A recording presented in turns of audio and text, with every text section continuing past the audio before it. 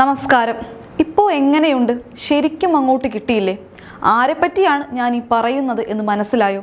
വാഷിംഗ്ടണിന്റെ തിണ്ണ നിരങ്ങി നടന്ന് ഇന്ത്യക്കെതിരെ നുണക്കഥകൾ മെനയാൻ ചെന്ന പാക് പ്രവർത്തകന് കിട്ടിയ കിടിലൻ പണിയാണ് ഇപ്പോൾ അന്താരാഷ്ട്ര തലത്തിൽ പ്രധാന ചർച്ചാ വിഷയം. ലോകത്തിന് മുന്നിൽ എപ്പോഴൊക്കെ ഇന്ത്യയെ കരിവാരിത്തേക്കാൻ പാകിസ്ഥാൻ ശ്രമിക്കുന്നുവോ അപ്പോഴൊക്കെ സ്വന്തം രാജ്യത്തിന്റെ പട്ടിണിയും ദയനീയാവസ്ഥയും മറച്ചുവെച്ചുള്ള ഈ കോപ്രായങ്ങൾക്ക് US-ന്റെ വക കിട്ടുന്ന കനത്ത അടിയാണ് ഇപ്പോൾ വീണ്ടും പുറത്തു വന്നിരിക്കുന്നത്.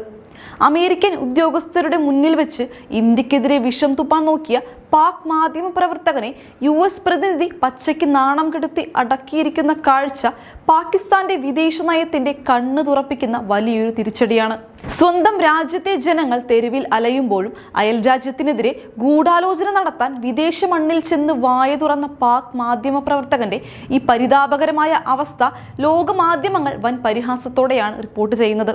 പാകിസ്ഥാൻ വിദേശകാര്യ മന്ത്രാലയം തയ്യാറാക്കി നൽകിയ തിരക്കഥയും കയ്യിൽ പിടിച്ച് വാർത്താ സമ്മേളനത്തിന് വന്ന ഇയാൾക്ക് അമേരിക്ക നൽകിയ മറുപടി കേട്ട് അവിടെയുണ്ടായിരുന്ന മറ്റ് അന്താരാഷ്ട്ര മാധ്യമ പ്രവർത്തകർ പോലും കൈയടിച്ച് ചിരിക്കുകയായിരുന്നു. സ്വന്തം പരാജയങ്ങൾ മറച്ചുവെക്കാൻ മറ്റ് രാജ്യങ്ങളെ കുറ്റപ്പെടുത്തുന്ന പാകിസ്ഥാന്റെ വികലമായ നയതന്ത്ര തന്ത്രത്തിനേറ്റ ഏറ്റവും വലിയ തിരിച്ചടിയാണിത്. ഈ അപമാനം വരും ദിവസങ്ങളിലും പാകിസ്ഥാനെ പിന്തുടരുമെന്ന കാര്യത്തിൽ സംശയമില്ല. സംഭവം മറ്റൊന്നുമല്ല, സ്വന്തം രാജ്യത്ത് തെഹ്രീക്ക്-ഇ-താലിബാൻ പാകിസ്ഥാൻ നടത്തുന്ന ആസൂത്രിത ആക്രമണങ്ങളും ബലൂചിസ്ഥാനിൽ ബലൂജ് വിമതരുടെ ശക്തമായ ചെറുത്തുനിൽപ്പുകളും തടയാൻ കഴിയാതെ വിറളി പൂണ്ടിരിക്കുന്ന പാകിസ്ഥാൻ എക്കാലത്തെയും പോലെ ഇത്തവണയും എല്ലാ കുറ്റവും ഇന്ത്യയുടെയും അഫ്ഗാൻ താലിബാന്റെയും തലയിൽ കെട്ടിവെക്കാൻ നോക്കി.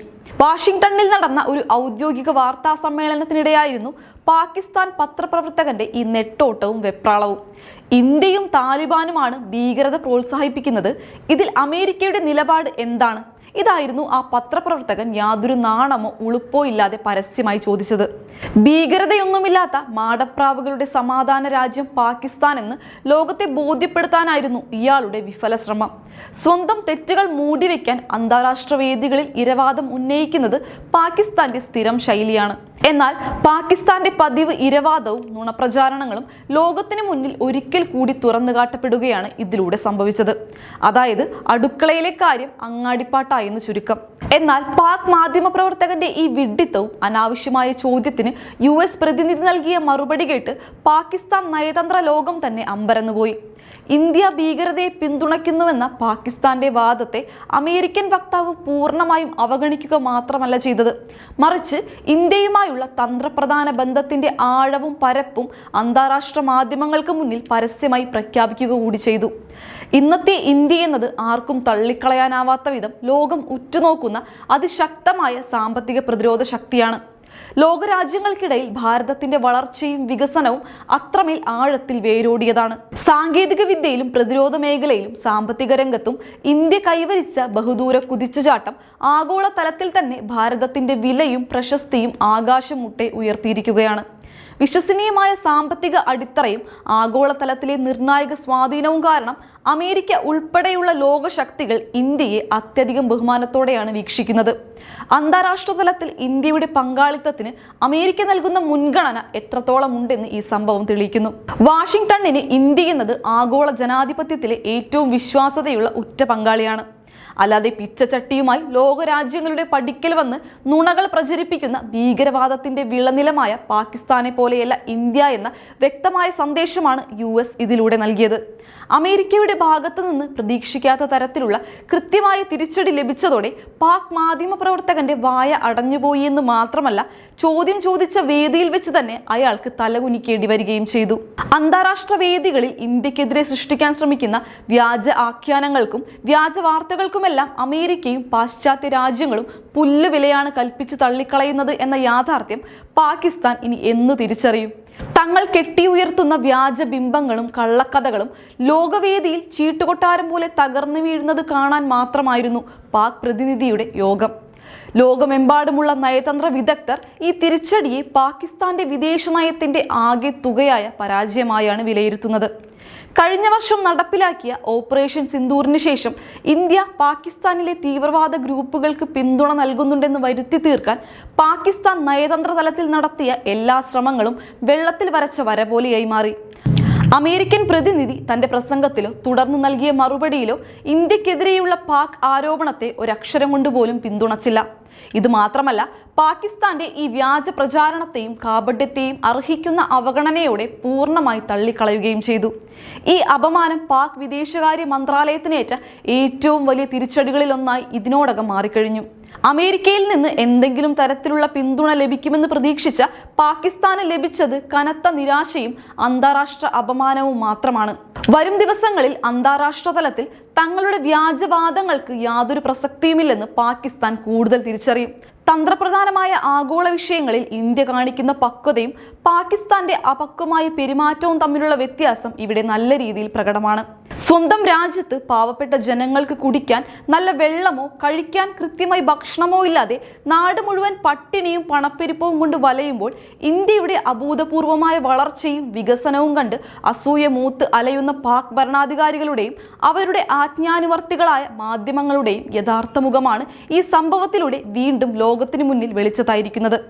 കടക്കെണിയിലും ദാരിദ്ര്യത്തിലും മുങ്ങിത്താഴുന്ന പാകിസ്ഥാൻ സ്വന്തം ജനങ്ങളുടെ ആവശ്യങ്ങൾ നിറവേറ്റുന്നതിന് പകരം അയൽ രാജ്യത്തെ എങ്ങനെ തകരാറിലാക്കാം എന്ന ചിന്തയിലാണ് ഇപ്പോഴും സമയം കളയുന്നത്.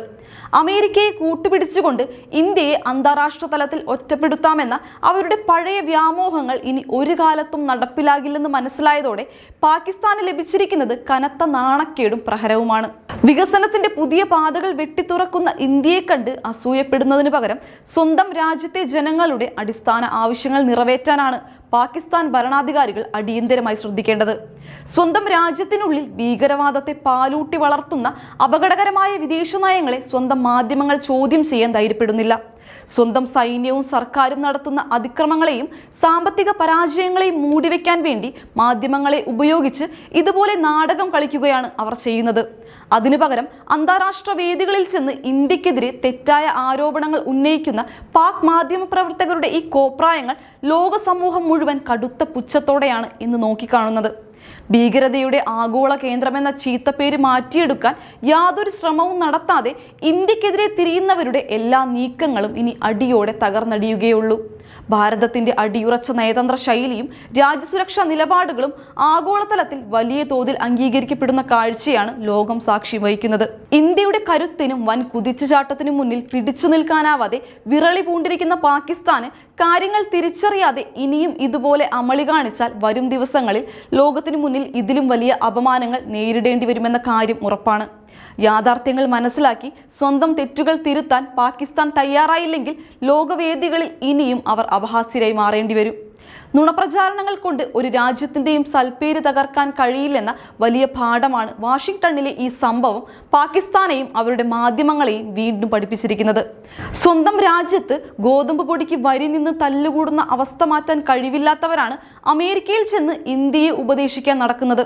കയ്യിൽ പിച്ചച്ചട്ടിയുമായി ലോകം മുഴുവൻ അലഞ്ഞുതിരിഞ്ഞ് കാണുന്നവരുടെയൊക്കെ കാല് പിടിച്ച് കടം വാങ്ങുന്നതിനിടയിൽ ഇന്ത്യയെ ചൊറിയാൻ നോക്കിയാൽ കിട്ടുന്നത് എട്ടിന്റെ പണിയല്ല.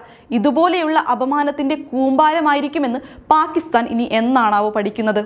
കയ്യിലെ കാശും കളഞ്ഞ് വിദേശത്ത് പോയി മാന്യതയുടെ കാറ്റും അഴിച്ചുവിട്ട് തിരിച്ചു വരുന്ന പാക് മാധ്യമ പ്രവർത്തകരുടെ ഈ അവസ്ഥയെ കണ്ട് ലോകം ചിരിക്കുകയല്ലാതെ വേറെന്താണ് ചെയ്യുക? സ്വന്തം വീട്ടിലെ ചോർച്ചയടയ്ക്കാൻ ശേഷിയില്ലാത്തവൻ അന്യന്റെ വീട്ടിലെ കൂര നോക്കി കൊഞ്ഞനം കുത്താൻ ഇറങ്ങിയാൽ കിട്ടേണ്ടത് കൃത്യമായി കിട്ടിയിട്ടുണ്ട്. ഇനി ഭാവിയിലെങ്കിലും പാകിസ്ഥാൻ ഇല്ലാത്ത മാനം സംരക്ഷിക്കാൻ മറ്റുള്ളവരുടെ വീട്ടുപടിക്കൽ ചെന്ന് ഭിക്ഷ യാചിക്കുന്നതും ഇന്ത്യക്കെതിരെ വിഷം തുപ്പുന്നതും നിർത്തി സ്വന്തം നാറ്റമെങ്കിലും അടച്ചുവെക്കാൻ ശ്രമിച്ചാൽ അവർക്ക് അത്രയും നല്ലത്. ഈ വിഷയത്തെക്കുറിച്ചുള്ള നിങ്ങളുടെ അഭിപ്രായങ്ങൾ താഴെ കമന്റ് ചെയ്യുക. മറ്റൊരു പ്രധാന ചർച്ചാ വിഷയവുമായി ഞാൻ വീണ്ടും വരാം. നന്ദി.